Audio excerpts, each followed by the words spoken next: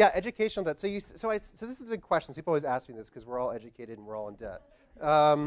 So I didn't write about it in either of my two books. Let me tell you why. So I came across all kinds of records of it in the 1920s, where you could borrow in various ways from private sources to go to college, and that fits nicely with our meritocratic ideals, which come into play really in the post-war. So you start to get educational loans in the post-war in this big structured way.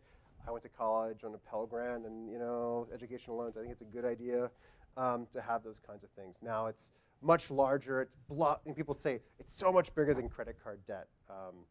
But I think it's different than credit card debt in the sense that it actually produces value. Like it produces people who can produce more, right? I think so. I mean, if I hadn't gone to college, I wouldn't be able to produce knowledge or teach people. Right? I mean, as an educator, I believe in education. So and if I didn't, then I'd feel really bad about it. You have to believe in your car when you sell the car, right? So I think that's the issue. I think that it is also something that's countercyclical.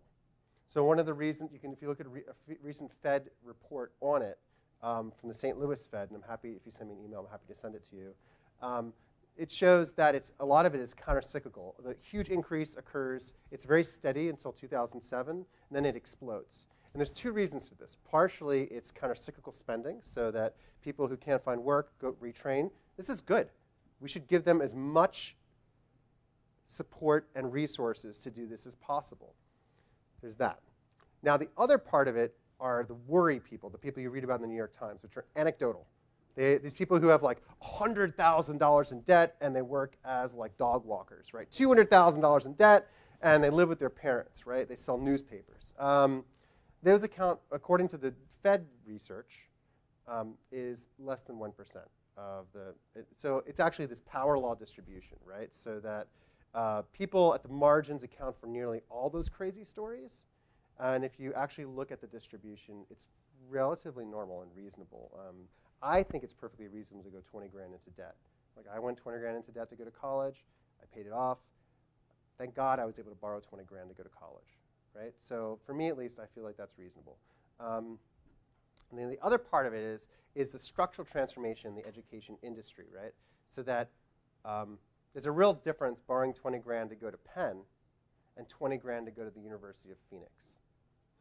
The University of Phoenix, which actually accounts for more, like all these defaults. People who default are going to these for-profit schools. They get bad educational advice. They come out, they actually haven't learned anything, even if they're humanities people.